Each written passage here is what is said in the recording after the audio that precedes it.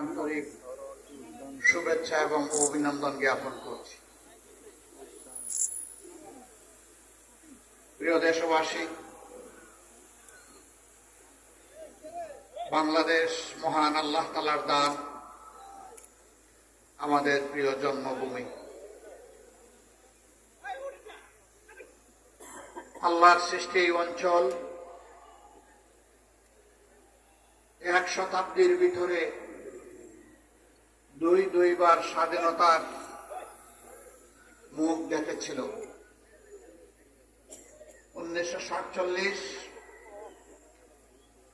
আজাদী আন্দোলনের মধ্য দিয়ে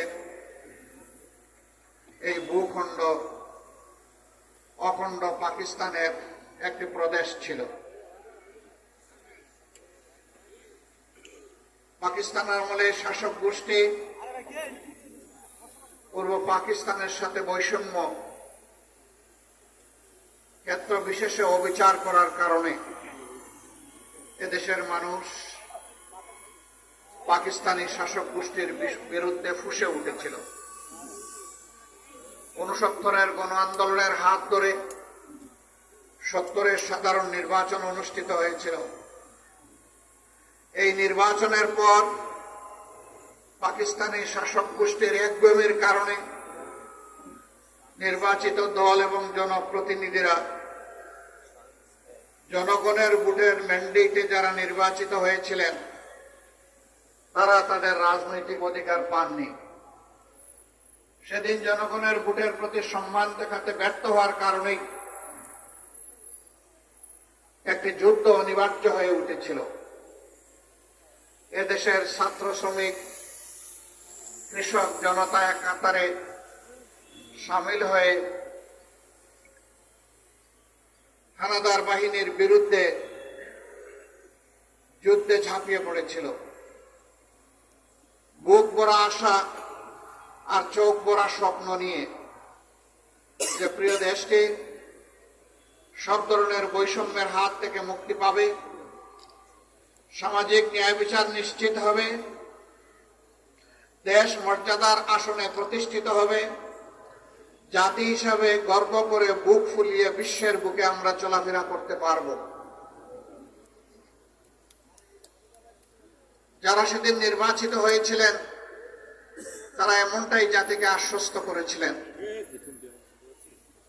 কিন্তু স্বাধীনতা পরবর্তী বাংলাদেশ, যেই দেশটি বিপুল সংখ্যক মূল্যবান জীবন, সম্পদ আর ইজ্জতের ত্যাগ কোরবানির বিনিময়ে অর্জিত হয়েছিল,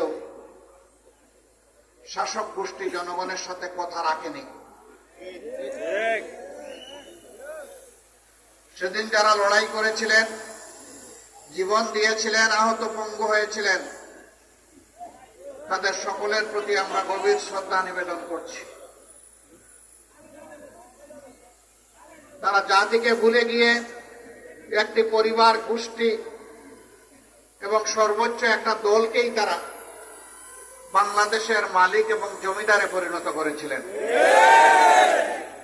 বাকি সমস্ত মানুষকে তারা দাসত্বের শৃঙ্খলে আবদ্ধ করেছিলেন। বহুদলীয় গণতন্ত্র খতম করে দিয়েছিলেন। মিডিয়ার স্বাধীনতা কেড়ে নিয়েছিলেন। মানুষের বাঁচার অধিকার তারা কেড়ে নিয়েছিলেন। ভোটের অধিকারও তারা কেড়ে নিয়েছিলেন। এক কথায় নগর জীবনে, জনজীবনে মানুষ হিসেবে মানুষের যে সমস্ত মৌলিক মানবিক অধিকার আছে সবগুলা সেদিন দলিত মতিত হয়েছিল। আমাদের পুলিশ ছিল, সেনাবাহিনী ছিল, আধা সামরিক বাহিনী ছিল, সাহায্যকারী আনসার ছিল, কিন্তু দল, গোষ্ঠী, পরিবারকে রক্ষা করার জন্য সেদিন একটি জল্লাদ বাহিনী গঠন করা হয়েছিল, যার নাম ছিল রক্ষী বাহিনী।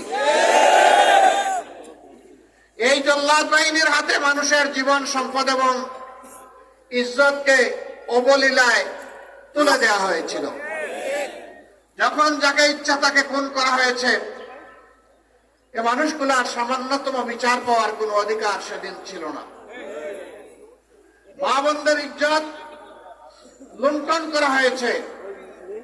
সম্ভ্রমশীল পরিবারের লোকেরা তাদের মেয়েদেরকে শিক্ষা প্রতিষ্ঠানে পাঠানো বন্ধ করে দিয়েছিল। ঘর থেকে মা বোনরা বের হতে চাইতেন না। এরকম একটা বিভীষিকাময় অবস্থা তৈরি করা হয়েছিল। মন্ত্রী প্রধানমন্ত্রীর ছেলেরা ব্যাংক ডাকাতিতে লিপ্ত হয়েছিল। বাংলাদেশের জনগণের জন্য বিশ্ব থেকে এই বিধ্বস্ত অবস্থায়, যুদ্ধ বিধ্বস্ত একটি দেশের জন্য যে সমস্ত রিলিফ সামগ্রী এসেছিল তা বাংলাদেশে আসার আগেই বিদেশের মাটিতে বিক্রি হয়ে গিয়েছিল। ৭৪-এর দুর্ভিক্ষে লাখো লাখো মানুষ সারা বাংলায় হাটে মাঠে পথে ঘাটে তাদের লাশ পড়ে থেকেছে। এই লাশ দাফন করার মতো কোনো ব্যবস্থা সেদিন ভালোভাবে ছিল না। সেদিন আঞ্জুমানে মফিদুল ইসলাম ঢাকার লাশগুলার দাফনের ব্যবস্থা করেছিল, কিন্তু সারা বাংলার চিত্র ছিল সম্পূর্ণ ভিন্ন। তারা সোনার বাংলা গড়ার ওয়াদা করে বাংলাকে শ্মশান বাংলায় পরিণত করেছিল। মাত্র 4.5 বছরের দুঃশাসন মানুষকে তটস্থ করে তুলেছিল। এরপরে তাদের কার্যক্রমের পরিণতি হিসাবে দুনিয়া থেকে তারা বিদায় নিয়েছিলেন। কে সেদিন তাদেরকে হত্যা করেছিল? যারা ৭১-এর রণাঙ্গনে বুক চিতে দেশের স্বাধীনতার জন্য যুদ্ধ করেছিল, সেই সৈনিকরা কেন তারা সেদিন খেপে গিয়েছিল? এর উত্তর আওয়ামী লীগকেই খুঁজতে হবে, জাতিকে নয়।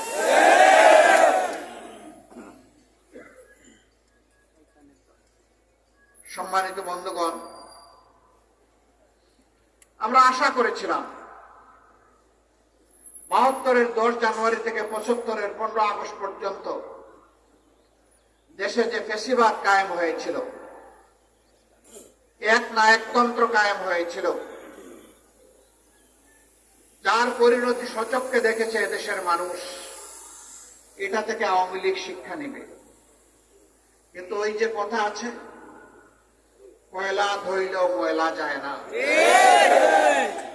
সাবান আর সার্ফ এক্সেল যা দিয়েই ধর না কেন, কালো কয়লা আরো কুচকুচে কালো হয়। আওয়ামী লীগের ক্ষেত্রে তাই হয়েছে। 3 দফায় বাংলাদেশের মসনদে তারা এসেছিলেন। ৭২-এর 10 জানুয়ারি, আবার এসেছিলেন 96 সালের 10 জানুয়ারি, এরপরে তারা আবার এসেছিলেন 2009 সালের 7 জানুয়ারি। এই 3 বার তারা ক্ষমতায় এসে বাংলাদেশকে ছোপ ছোপ রক্ত আর খাড়ি খাড়ি লাশ উপহার দিয়েছে।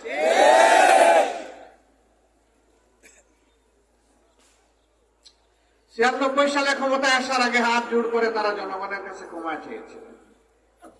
অতীতে আমাদের দল বাংলাদেশের জনগণের সাথে যে অন্যায় আচরণ করেছে, যে জুলুম করেছে, আমরা বিনা শর্তে মাপ চাই। একটিবারের জন্য আমাদেরকে আপনারা ক্ষমতায় দিন, আমরা ভালো হয়ে গেছি, এখন দেশের জন্য ভালো কিছু করতে চাই।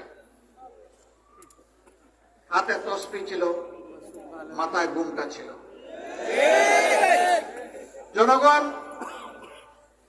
সহজ সরল ভাবে ধারণা করেছিল তাদের মানসিকতার পরিবর্তন হয়েছে, কিন্তু না। যখনই তারা মসনদে বসলেন, তারা আপন রূপে আত্মপ্রকাশ করলেন। আপনাদের মনে থাকার কথা, তৎকালীন প্রধানমন্ত্রী